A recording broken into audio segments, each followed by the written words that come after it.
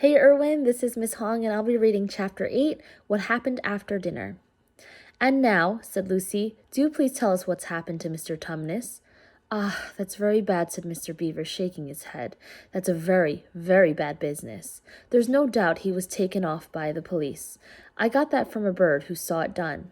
And what's he been taken to? Asked Lucy. Well, they were headed northward when they were last seen, and we all know what that means. No, we don't, said Susan. Mr. Beaver shook his head in a very gloomy fashion.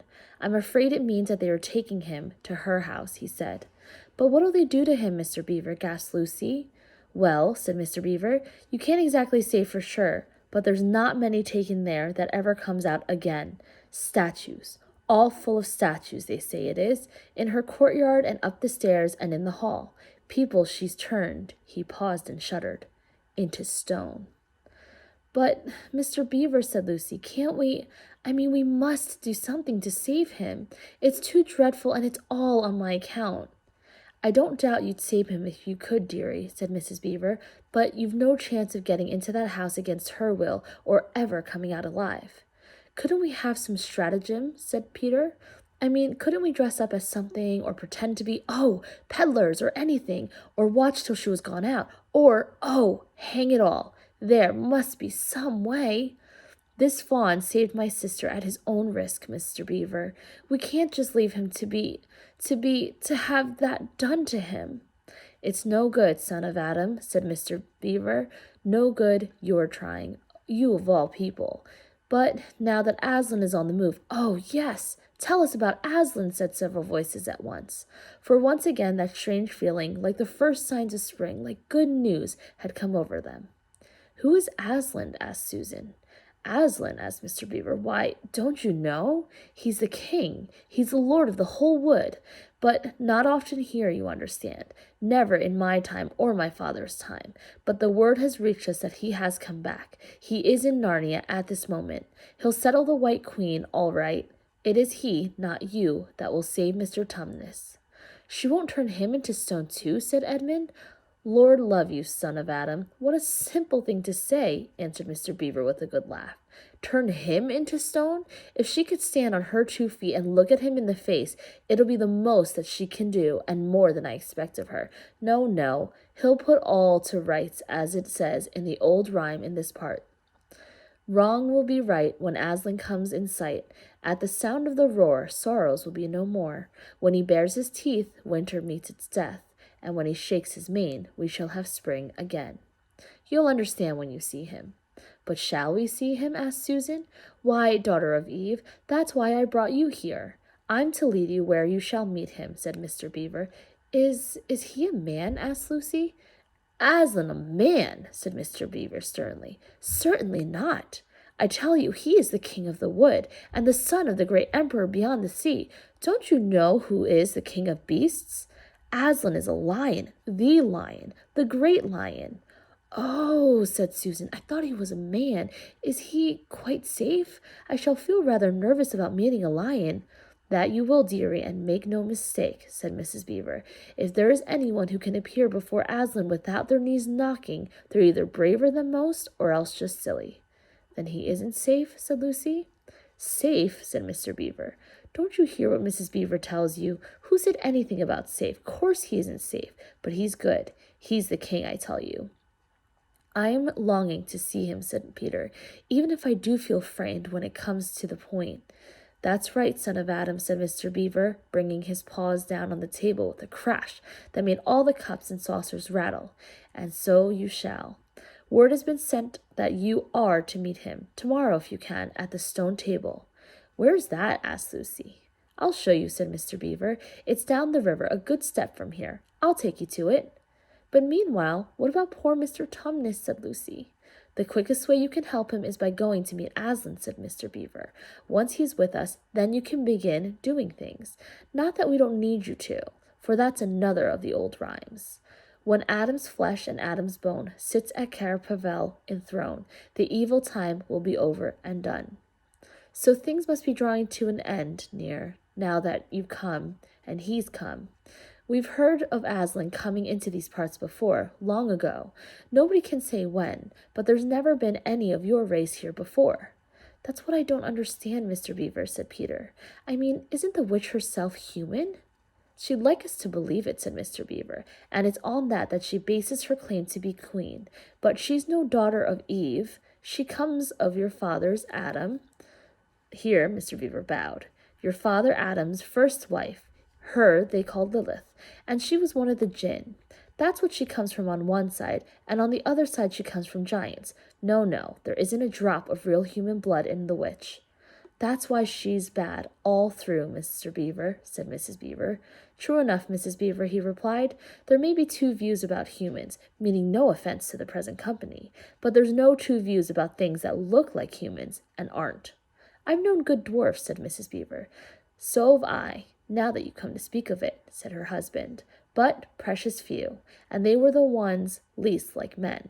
But in general, take my advice. When you meet anything that's going to be human and isn't yet, or used to be human once and isn't now, or ought to be human and isn't, you keep your eyes on it and you feel for your hatchet.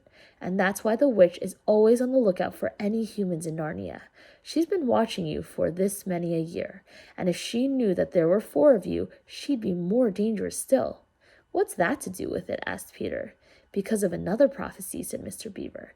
"Down at Caraparvel, that's the castle on the sea coast, down on the mountain of the river, which ought to be the capital of this whole country, if all was as it should be. Down at Carapavel there are 4 thrones, and there's a saying in Narnia, time out of mind, that when 2 sons of Adam and 2 daughters of Eve sit in those 4 thrones, then it will be the end, not only of the white witch's reign, but of her life. And that's why we had to be so cautious as we came along.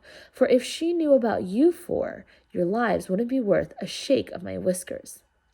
All the children had been attending so hard to what Mr. Beaver was telling them that they had noticed nothing else for a long time. Then, during the moment of silence that followed his last remark, Lucy suddenly said, "I say, where's Edmund?" There was a dreadful pause, and then everybody began asking, "Who saw him last? How long has he been missing? Is he outside?" And then all rushed to the door and looked out. The snow was falling thickly and steadily, and the green ice of the pool had vanished under a thick white blanket, and from where the little house stood in the corner and center of the dam, you could see hardly either bank. Out they went, plunging well over their ankles into the soft new snow, and went round the house in every direction. "Edmund! Edmund!" they called out till they were hoarse. But the silently falling snow seemed to muffle their voices, and there was not even an echo in answer. "How perfectly dreadful!" said Susan as they came back, last in despair. "Oh, how I wish we'd never come!"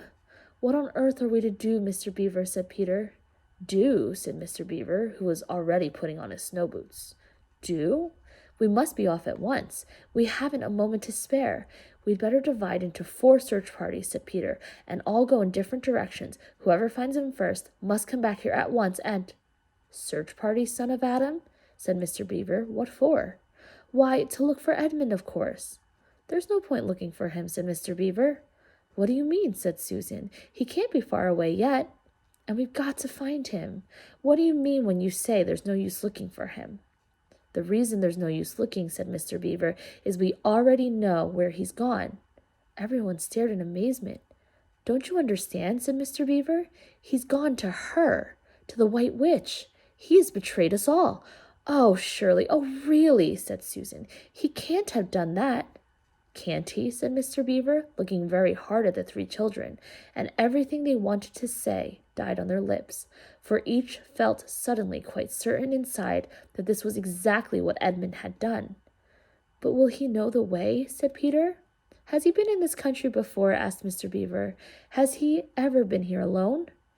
"Yes," said Lucy, almost in a whisper. "I'm afraid he has." "And did he tell you what he'd done or who he'd met?" "Well, no, he didn't," said Lucy. "Then mark my words," said Mr. Beaver. "He has already met the White Witch and joined her side and been told where she lives. I didn't like to mention it before, he being your brother and all, but the moment I set eyes on that brother of yours, I said to myself, treacherous. He had the look of one who has been with the witch and eaten her food. You can always tell them if you've lived long enough in Narnia. Something about their eyes.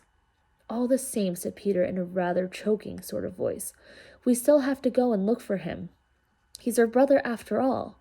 Even if he rather is a little beast, and he's only a kid. Go to the witch's house, said Mrs. Beaver. Don't you see that the only chance of saving either him or yourself is to get away from her? How do you mean, said Lucy. Why, all she wants is to get all four of you. She's thinking all the time about those 4 thrones at Cair Paravel. Once you were all inside her house, her job will be done, and there'd be 4 new statues in her collection before you'd had time to speak. But she'll keep him alive as long as he's the only one she's got, because she'll want to use him as a decoy, as bait to catch the rest of you with. Oh, so no one can help us? Wailed Lucy. Only Aslan, said Mr. Beaver. We must go on to meet him. That's our only chance now. It seems to me, my dears, said Mrs. Beaver, that it is very important to know just when he slipped away. How much he can tell her depends on how much he heard. For instance, had we started talking about Aslan before he left? If not, then we may do very well, for she won't know that Aslan has come to Narnia, or that we are meeting him, and will be quite off her guard as far as that is concerned. I don't remember his being here when we were talking about Aslan, began Peter. But Lucy interrupted him. Oh, yes, he was, she said miserably. Don't you remember? It was he who asked whether the witch couldn't turn Aslan into stone too. So he did. By Jove, said Peter. Just the sort of thing he would say too. Worse and worse, said Mr. Beaver. And the next thing is this. Was he still here when I told you that the place for meeting Aslan was the stone table? And of course no one knew the answer to this question. Because if he was, continued Mr. Beaver, then she'll simply sledge down in that direction and get between us and the stone table and catch us on our way down. In fact, we shall be cut off from Aslan. But isn't that what she'll do first? Said Mrs. Beaver. Not if I know her. The moment that Edmund tells her that we're all here, she'll set out to catch us at this very night. And if he's been gone for about a half an hour, she'll be here in another 20 minutes. You're right, Mrs. Beaver, said her husband. We must get away from here. There's not a moment to lose.